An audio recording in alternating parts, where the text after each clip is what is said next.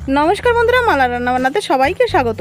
আমের সিজন আর খুব গরমও পড়েছে। আম দিয়ে বাড়িতে বসে একদম ক্রিমি ম্যাঙ্গো আইস বানানো গেলে তাহলে তো খুব ভালোই হয়। সেই কথা মাথায় রেখে আজ আমি বাড়িতে থাকা উপকরণ দিয়ে ম্যাঙ্গো আইসক্রিম করে দেখাবো। আশা করি ভিডিওটি সবার কাছে খুব ভালো লাগবে। তাহলে চলুন রেসিপিটি দেখে নিই। সবার প্রথমে আমি এখানে একটা বড় সাইজের আম নিয়েছি। এই আমটা কিন্তু আঁশ মুক্ত। আমটাকে কেটে আমি আমের পাল্প অর্থাৎ কাপটাকে বের করে নেব। আমি এরকম ভাবে আমের পাল্পটাকে বের করছি। আপনাদের যেইভাবে সুবিধা হয় সেইভাবেই আমের কাঠটাকে বের করে নিতে পারেন। আর এই রেসিপির জন্য আঁশ মুক্ত আম হলেই কিন্তু আইসক্রিমের মধ্যে একদম ক্রিমি ভাবটা আসবে। এই কাজটা করতে করতে আমি সব বন্ধুদের কাছে ছোট্ট একটা রিকোয়েস্ট করছি, চ্যানেলে নতুন বন্ধু হয়ে থাকলে অবশ্যই সাবস্ক্রাইব করে রাখবেন, পাশে থাকা বেল আইকন ঘন্টিটাও প্রেস করে রাখবেন, যাতে করে আমার চ্যানেল রেসিপি ভিডিও সবার আগে আপনি দেখতে পারবেন। এইখানে আমি দুটো আমের কাঠ মিক্সি জারের মধ্যে দিয়ে দিলাম, আর সাথে দিয়ে দিলাম 2 চামচ মালাই, অর্থাৎ আমি দুধের সর ফ্রিজে রেখে দিয়েছিলাম, সেইটা আমি বড় সাইজের 2 চামচ ব্যবহার করলাম। দিয়ে দিচ্ছি স্বাদ মতো চিনি। আমি এখানে 1/4 কাপ চিনি ব্যবহার করেছি। আর দিয়ে দিচ্ছি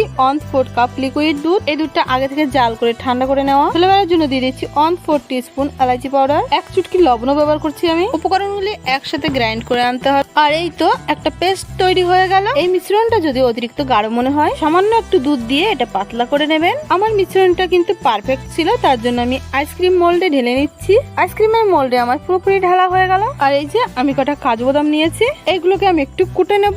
একদম পাউডার করব না, ছোট ছোট দানা থাকবে। এই যে একটু দরদরার মতন কুটে নিলেই হয়ে যাবে। আর এই কুটা বাদামগুলো আমি উপর থেকে দিয়ে দিচ্ছি। এর থেকে কিন্তু আইসক্রিমের স্বাদ অনেক অংশে বেড়ে যাবে। আমি এবার এই আইসক্রিমের মোলটাকে কভার করার জন্য দিয়ে দিলাম ফয়েল পেপার। এটা যদি আপনাদের কাছে না থাকে তাহলে যে কোনো প্লাস্টিকের কাগজ ব্যবহার করতে পারেন। আমি প্রত্যেকটাকে ছুরির সাহায্যে একটু ছিদ্র করে দিচ্ছি, তাতে স্টিকটা দেওয়ার জন্য সুবিধা হবে। আইসক্রিমের মোল্ডের সাথে এরকম স্টিক আসে, এইগুলো ব্যবহার করতে পারেন। আইসক্রিমটা যাতে দেখতে অনেক ভালো লাগে তার জন্য আমি এরকম কাঠি ব্যবহার করছি। আমার কিন্তু মোল্ডের সব কটা স্টিক দেওয়া হয়ে গেল। আমি এইবার মোল্ডটাকে ধরে ফ্রিজে রেখে দেবো 7 থেকে 8 ঘন্টার জন্য। আমি কিন্তু মোটামুটি 10 ঘন্টা পরে ফ্রিজ থেকে বের করে নিয়ে আসলাম। প্রথমে ফয়েল পেপারটাকে তুলে নিই। আর এই যে কি সুন্দর আইসক্রিম গুলো কিন্তু আমার জমে গেছে। এইবার আমি একটা প্লেটে কটা আইসক্রিম নিয়ে নিচ্ছি, কারণ আইসক্রিম গুলো আমি দেখাবো তাড়াতাড়ি যাতে না গলে, তার জন্য আমি এখানে আইস কিউব নিয়েছি। তারপর আমি ফ্রিজ থেকে আইসক্রিমের মোলটা বের করে নিয়ে আসলাম। 2 থেকে 3 মিনিটের জন্য মোলটাকে একটু বাইরে রেখে দিলেই মোল থেকে আইসক্রিম খুব সুন্দর বেরিয়ে আসবে। আর যদি সঙ্গে সঙ্গে আইসক্রিমটাকে মোল থেকে বের করতে চান তাহলে মোলটাকে ধরে